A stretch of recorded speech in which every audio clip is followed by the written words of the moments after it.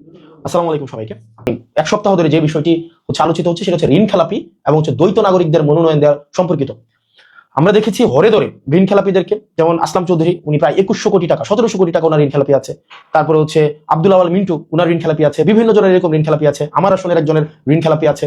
একটা ব্যাংকে আছে প্রায় 88 কোটি টাকা, 88 কোটি 56 লাখ টাকা। আরেকটা ব্যাংকে আছে 39 কোটি টাকা। সব মিলিয়ে প্রায় 120 কোটি টাকা প্লাস ঋণ খেলাপি আছে। তো এই ঋণ খেলাপিদেরকে নিয়ে আসলে আপনারা কি চিন্তা করছেন? অর্থাৎ দেখেন, আপনি যখন ঋণ খেলাপিদেরকে আপনি সংসদে ঢুকাচ্ছেন, ঋণ খেলাপিদেরকে আপনি সংসদে অ্যাক্সেস দিচ্ছেন, দেখেন এখানে মানে কোনো আপনার আমাদের যেই ফেসিবাদ বিরোধী রাজনৈতিক যেই দলগুলো রয়েছে, প্রত্যেকটা রাজনৈতিক দলের একাধিক প্রার্থী রয়েছে, একাধিক প্রার্থী রয়েছে প্রত্যেকটা আসনে।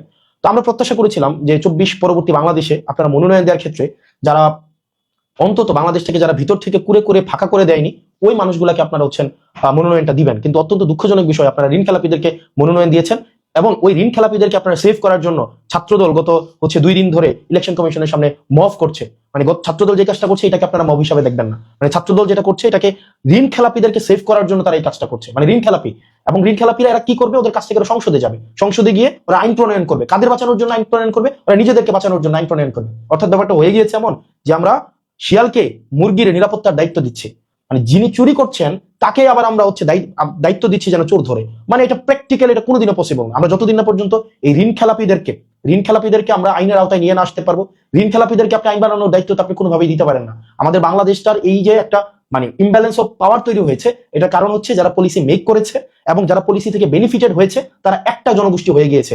পাওয়ার এবং হচ্ছে এখানে বিউরোক্রেসি, তারপর হচ্ছে বিজনেসম্যান এবং আইন প্রণেতা যখন একসাথে হয়ে গিয়েছে, তখন এখান থেকে হচ্ছে ফেসিবাদের এখান থেকেই উৎপত্তি শুরু হয়েছে। আপনি দেখেন, যিনি ঋণ খেলাপি আপনি তাকেই হচ্ছে সংসদে পাঠাচ্ছেন আইন বানানোর জন্য। মানে এটা প্রত্যেকটা রাজনৈতিক দলের কাছ থেকে এই বিষয়ে একটা আপনাদের নীতিমালা হওয়া উচিত ছিল যে আপনারা ঋণ খেলাপিদেরকে আপনারা সংসদে দেখতে চান না। এবং এই ঋণ খেলাপিরা দেশটাকে আপনি চিন্তা করেন, 17 বছর 20 বছর 25 বছর তারা ঋণ দেয় না, কিন্তু বিলাসী জীবনযাপন করে। এই ঋণের টাকাটা ঋণের টাকাটা কি ব্যাংকের টাকা? এটা আপনার আমার জনগণের এটা হচ্ছে টাকা। আপনারা দেখেছেন যে এই টাকাগুলা তারা হচ্ছে এই ঋণ খেলাপিরা বিদেশে পাচার করে। এই ঋণ খেলাপিরা এই টাকাগুলো নিয়ে বিদেশে বিলাসবহুল জীবনযাপন করে এবং বিদেশে বিলাসবহুল এই চুরির টাকা দিয়ে বিদেশে সন্তানদেরকে লেখাপড়া করায় এবং ওরা এসে আমাদেরকে হচ্ছে বলে ব্লাডি সিটিজেন। মানে টাকা দেশ থেকে চুরি করবে, আবার হচ্ছে আমাদেরকে বলবে ব্লাডি সিটিজেন। মানে চুরি তো চুরি, তার উপরে আবার হচ্ছে সিনাজুরি। আপনার এই ঋণ খেলাপিদেরকে যদি আবার আপনারা প্রতিরোধ না করতে পারেন, এই ঋণ খেলাপিদেরকে যদি আবার আপনারা সংসদে ঢুকার হচ্ছে আপনি সুযোগ করে দেন, পথ তৈরি করে দেন, বাংলাদেশ আবার পশ্চাৎপদে একটা যাত্রা শুরু করবে এবং এই ঋণ খেলাপিদেরকে আমাদেরকে হচ্ছে দমন করতে হবে। আপনি যারা জনগণ থেকে ঋণ নিয়ে সেই ঋণের টাকা পরিশোধ করে না, যারা একটা নির্বাচনকে স্রেফ তাদের ঋণ পরিশোধ করার উপরটা উপলক্ষ হিসেবে নেয়, এই ধরনের জনপ্রতিনিধি আমরা বাংলাদেশে দেখতে চাই না। প্রত্যেকটা ঋণ খেলাপি যারা জনগণের থেকে টাকা নিয়ে এই টাকাটা ব্যাংকে কখনোই ফেরত দেননি। আপনারা হচ্ছেন ক্লাসিফাইড লোন হয়েছে আপনাদের, রিটার্ন অফ লোন হয়েছে আপনাদের জনগণের সামনে আপনাদের প্রতিনিধি হওয়ার কোনো ধরনের যোগ্যতা আপনাদের নাই।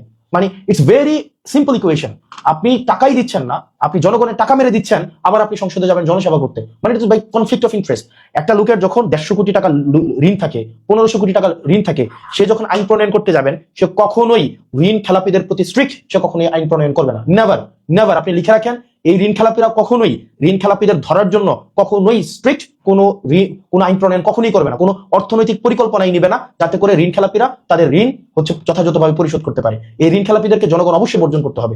এবং এই ঋণ খেলাপিদেরকে নিয়ে যখন কথা বললো, দ্বৈত নাগরিকদেরকে নিয়ে যখন কথা বললো, আমার সহযোদ্ধা আসিফ মাহমুদকে বিভিন্নভাবে অনলাইনে হেনস্থা করা হচ্ছে, আপনার বিভিন্নভাবে বিভিন্ন রাজনৈতিক দল থেকে হেনস্থা করা হচ্ছে। আপনারা আমাদেরকে কমেন্ট সেকশনে, আমি আজকে পর্যন্ত এই মুহূর্ত পর্যন্ত আমি কখনোই কমেন্ট সেকশন অফ করি নাই, নেভার, কখনোই কমেন্ট সেকশন অফ করি নাই। এটা আমার সহনশীলতা এবং পরমত সহিষ্ণুতার পরিচয়। আজকে পর্যন্ত আপনি আমাকে যত গালি দিয়েছেন, এখানে প্রত্যেকদিন আপনারা যত ইচ্ছা আমাকে গালি দিতে পেরেছেন, আমি কখনোই সেটা রিপ্লাইও করি নাই এবং সেটাকে আমি কখনো ব্লকও করি নাই এবং আমি আমার কমেন্ট সেকশনকে কখনোই আমি অফও করি নাই। আমি সেই পরমত সহিষ্ণুতা আপনাদেরকে দেখিয়েছি। আপনি যত ইচ্ছা গালি দিতে পারেন, আপনি যত ইচ্ছা আমাকে যা ইচ্ছা নেতিবাচক বলতে পারেন, কিন্তু দিন শেষে যেটা সত্য সেই সত্যটা আমরা বলবোই। কারণ বাংলাদেশের কেউ আমাদের কাছে 100 টাকাও আমাদের কাছে পাবে না। কেউ বলতে পারবে না যে আমাদের কাছে 100 টাকা ঋণ পায়। কেউ বলতে পারবে না যে আমরা কারো কাছ থেকে হচ্ছে জনগণের টাকা মেরে দিয়েছি। একজনও বলতে পারবে না। যারা জনগণের টাকা মেরে দিয়েছে, যারা জনগণের টাকা দিয়ে বিদেশে বিলাসী জীবনযাপন করে, তাদের সন্তানদেরকে নিরাপদে জনগণের টাকা দিয়ে বিদেশে পড়াশোনা করায়, তারা দেশে এসে আবার হচ্ছে এখানে জমিদারি খাটাবে, এই বাংলাদেশ আমরা দেখতে চাই না। নেভার। এই বাংলাদেশ আমরা কখনোই দেখতে চাই না। ঋণ খেলাপিদেরকে কোনোভাবেই আমরা সংসদে আবার ঢুকতে দিব না। নেভার, কোনোভাবেই আমরা সংসদে ঢুকতে দিব না। যারা লজ্জা হওয়া উচিত, এটা লজ্জা হওয়া উচিত। মানে যারা ঋণ খেলাপি আপনি ভাই জনগণের টাকা দিচ্ছেন না, আপনি আবার হচ্ছে সংসদে যায় জনসেবা করবেন, আপনার তো লজ্জা থাকা উচিত। পরবর্তীতে হচ্ছে এবং সরকারকে, অন্তর্বর্তীকালীন সরকারকে এবং হচ্ছে নির্বাচন কমিশনকে এবং হচ্ছে আদালতকে এই বিষয়ে কঠোর ভূমিকা আপনাদেরকে পালন করতে হবে। কঠোর ভূমিকা পালন করতে হবে যে ঋণ খেলাপিরা যেন কোনোভাবেই আইন কানুনের ফাঁকফোকর দিয়ে কোনোভাবেই সংসদে না যেতে পারে। আপনার নির্বাচন একটা অযোগ্য একজন ব্যক্তি, যার টাকা নাই, অর্থ নাই, যে হচ্ছে জনগণের কাছে যে হচ্ছে দায়বদ্ধ, সে আসছে জনসভা করতে আমাদের।